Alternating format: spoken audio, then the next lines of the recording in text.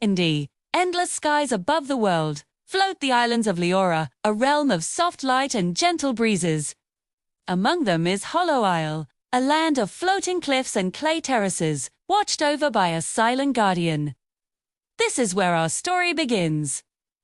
Meet Nera, a young cloudwalker with hair the color of the morning sky and a cloak that shimmered like mist. She traveled the skylands with her glowing crystal compass, seeking wonders and ancient secrets.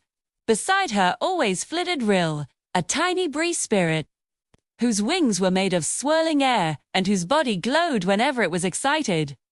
Nera and Rill arrived at Hollow Isle, their soft grey boots making no sound on the clay paths. The air hummed with a quiet, ancient power. They followed the sound into a vast cavern, where they saw it. A colossal creature made of soft brown clay sat peacefully, its head bowed. This was the guardian of Hollow Isle. But something was wrong. A network of glowing cracks spread across its body.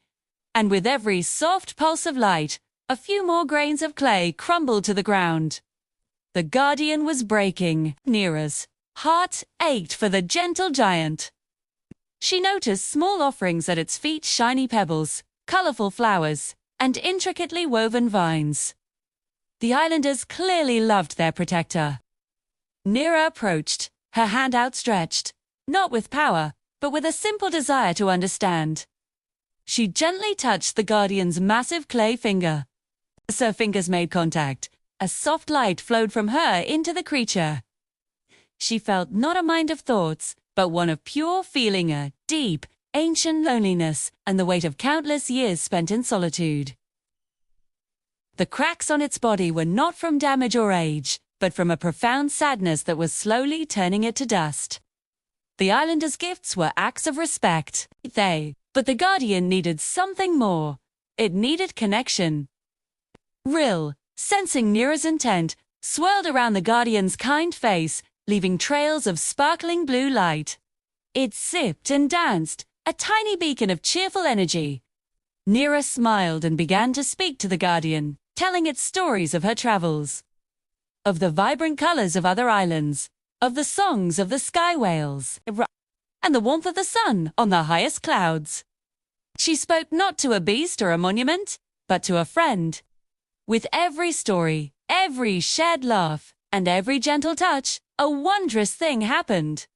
The glowing cracks on the guardian's body began to shrink. The light softened, and instead of crumbling, the clay seemed to draw back together, becoming smooth and whole once more. The islanders, drawn by the changing light, watched in silent awe as Nera and Rill didn't fight the decay, but soothed it away with kindness. The guardian slowly raised its head. Its eyes, deep pools of ancient earth, met Nera's. It let out a low, resonant hum, not a sound of sorrow, but of gratitude. A hum that echoed through the caves and across the terraces, a song of healing. Nera learned a powerful truth that day on Hollow Isle. True strength isn't about power or force. It's about connection, empathy, and the simple, gentle magic of kindness. The guardian wasn't just a protector made of clay. It was a heart that needed to be heard. And sometimes, the greatest way to heal a crack is not to fill it, but to share the light that shines from within. As Nera and Rial prepared to leave, the guardian lowered a single, perfectly smooth, warm stone into her hand. It was a promise and a memory. Hollow Isle was no longer hollow, but filled with the song of a happy guardian, now tended to, not just with gifts, but with stories and friendship.